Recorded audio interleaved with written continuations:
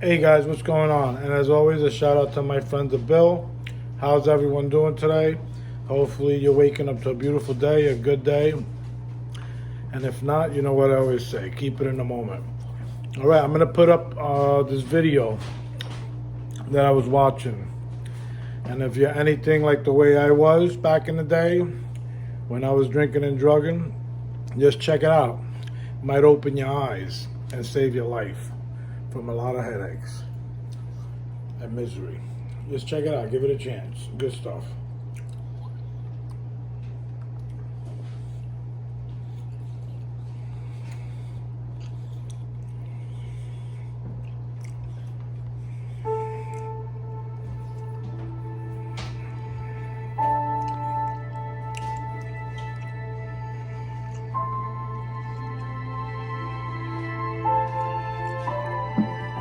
I can truthfully say alcohol put me where I'm at today. I came here because of drinking, because I was in a drunk driving accident. That's why I'm in prison today, because of my drinking. Alcohol, DWIs. Ended up getting in an argument with my dad, and I ended up murdering him that day. The fact is, I wouldn't have been there if I hadn't been drinking, and I wouldn't have crashed if I hadn't been drinking. I don't remember the instance exactly, but I do remember everything else with clarity. And my daughter said, "What happened?" I said, "We had an accident. Are you okay?"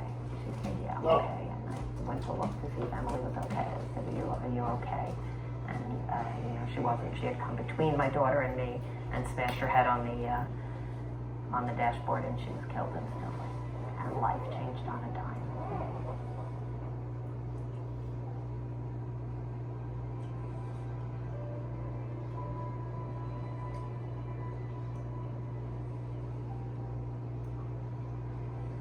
It was morning, we were going out to the beach, and I had a vodka and orange juice in a glass, and I poured it into a plastic tumbler walking out the door, and my girlfriend, who was, about 10 years ahead of me in recovery, said to me, "You taking your orange juice to the beach?" And I said, "Yeah." She started to laugh. She assumed it was a piece of work. And I said, what do you think? You think it's time I went to one of those meetings? And she said, "Oh, baby, it was time years ago." And that was July, and I crashed in September. I guess one of the things that I know today about AA is it's attraction, not promotion. Nobody was dragging me to a meeting. Do I wish I went in July? Probably, but I don't know if I would have stayed. I turned to a life of crime because of alcohol. I'm just say insufficient funds caused me to want to go out and rob people because I couldn't get a drink, or I wasn't trustworthy enough for people to loan me money to get alcohol. But I turned to a life of crime, started robbing people, hurting people, and I felt it was okay. The first time I drank, I was like 12 years old. I ran down the street, came back, and I went to grab my drink and chug it. And it was horrible, but then it hit me like bam. And I don't know, I wanted to get drunk ever since. It was bad. Like, I was the youngest person who was like detox with my home away from home. I didn't know it at the time, but I was an alcoholic drinker right from the start. I drank alcoholically. There would be three of us hanging out, three guys hanging out, and there was 4 beers left, and I knew I had to finish this one, drink one more down, and then we could split the remaining 3. It was 3 of us, 4 beers, I was going to get to them. And that's the way an alcoholic thinks, and I didn't realize it at the time. So it caused problems in my life. I was kicked out of school at the age of 16, and also at the age of 16, I ended up in the county jail for the first time. On an alcohol-related offense. Just about all of my arrests, I have an extensive arrest record. Every time I was under the influence, that I can think of. I have obsession with alcohol. It makes me feel a different person, the person I don't want to be. My skin, I don't know how to explain it, but it's an obsession. It makes me be another person that I don't like either.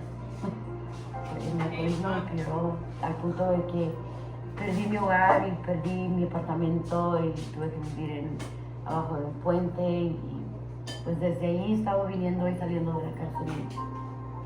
And I would always go in my father's pants pocket at night and give me some change. I would get somebody in the neighborhood that I knew that was a little older, well, much older than me. They would go to the liquor store. My drinking progressed when I got to be 15, and behind it, all that drinking, I was doing some of the same things my father was doing. I was fighting with women, we screaming and shouting, cursing each other out, and fighting, me and my brother fighting. We getting drunk in my mother's backyard fighting, barbecue, we fighting each other. And eventually some of my family members had told me, you need some help. You know, you can't remember you getting drunk, throwing bricks through people's windows. You don't remember what you done did the next day. But my drinking didn't stop there. I switched over at the age of 21. I switched over. I went to whiskey and left the wine alone. I said, well, maybe if I switched my drinking just progressed. I started drinking just anything you drink, I drink.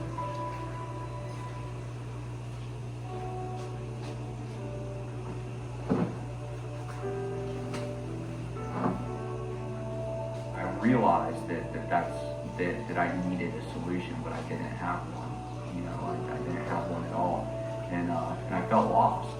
The speaker happened to be another inmate, and he started talking, and as soon as he started talking, all of a sudden, this guy was just talking about me. I knew that for the first time there was something in that meeting. I just said, I didn't know what was going to happen or if I was going to be able to do it or whatever, but I knew I needed a change, and I said, I'm going to just give it a shot. You know, and I ended up with a 9-year prison sentence. And I went up to the prison, and I contacted AA. I wrote to them, and I said, I know I'm alcoholic, I need help, you know, and they had somebody write to me. The guy sent me literature, and I started reading, you know, and I opened a big book, and it had some profound things in there that really related to me. But I had never, until this last time being incarcerated and going and following some suggestions and getting a sponsor and going through all the steps, I had never done a thorough 4th step before, and even with that, it led to just a continuation of finishing them all, which was like, wow, what a load off. And it just really took away a lot of crap that I would dig up and have self-pity about and pointing the fingers at everyone else, and never really took responsibility or was accountable for the things that I had done to myself to cause this sickness. Step 4 and 5 played a big role in my recovery, because I'm starting to understand and realize that step 4 and 5 helps me to get over some resentments that I had, right? And I'm starting to learn through the program, through AA and through Alcoholics Anonymous, that resentment destroys people. And how they destroy people is from the inside out. And what I mean by that was, when I was going through my stage of alcohol abuse, I built up some resentment because I was so self-centered, so egotistical, that I blamed a lot of people for my mistakes.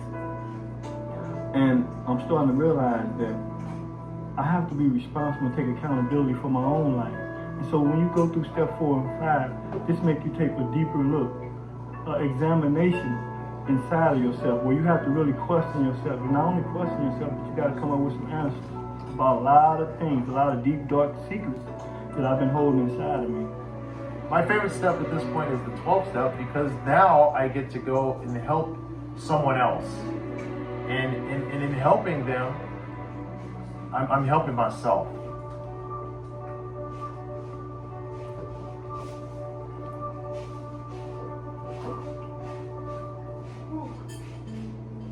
I say the Serenity Prayer in the morning. I say at the end of the day, I read my reflections book in the morning. And I said, that gives me a way to just start the day. And then I take it from there. I don't know how tomorrow will be, but I do that every day. And he said, wow. He goes, And they asked me, and I showed him the reflections book.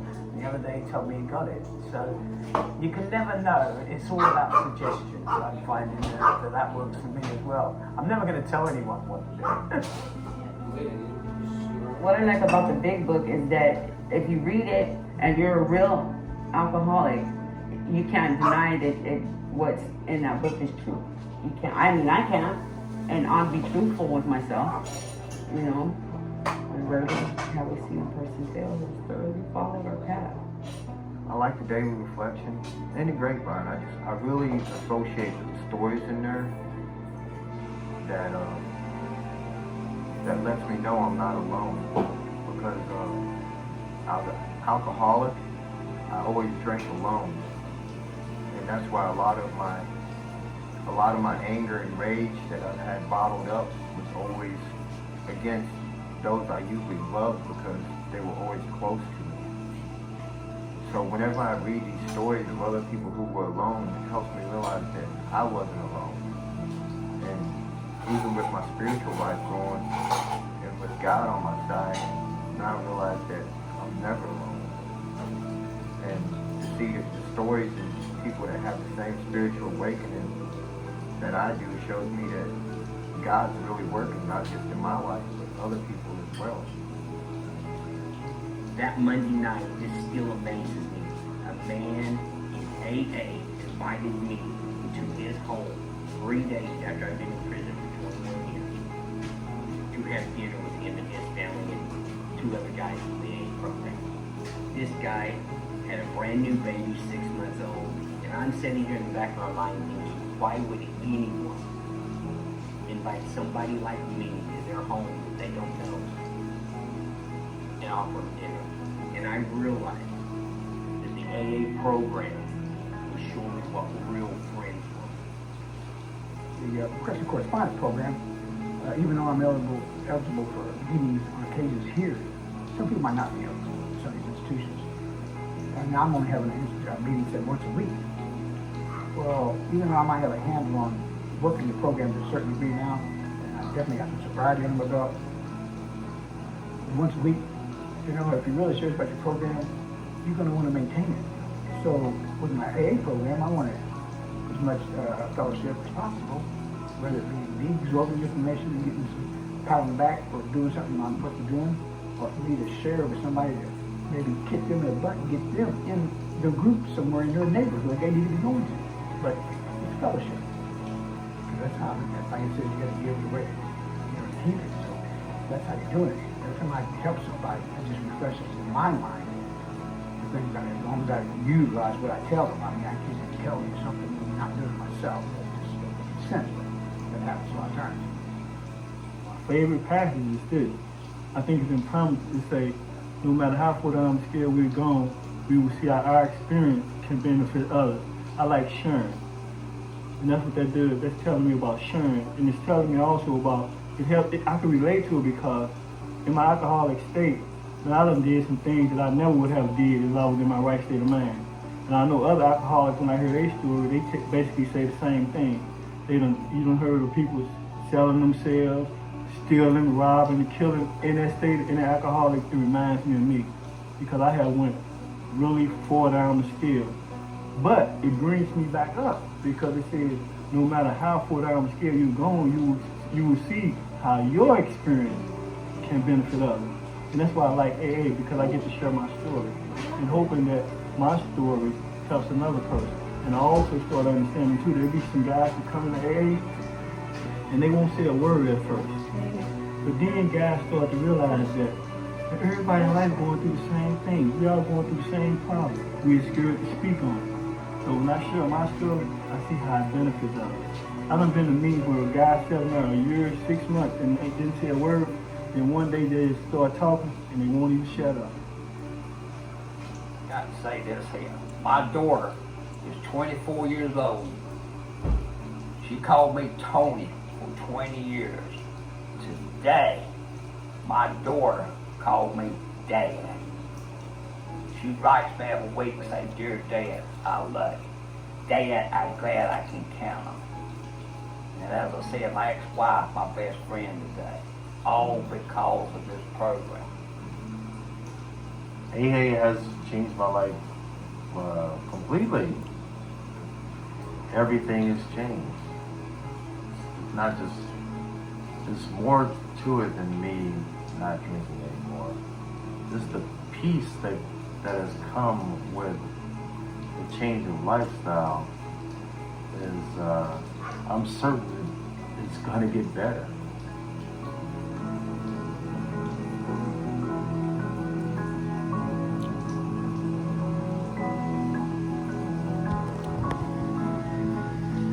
That's real stuff right there. I was one of the lucky ones.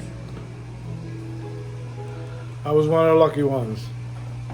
Yes, I went in and out, in and out, in and out. I made my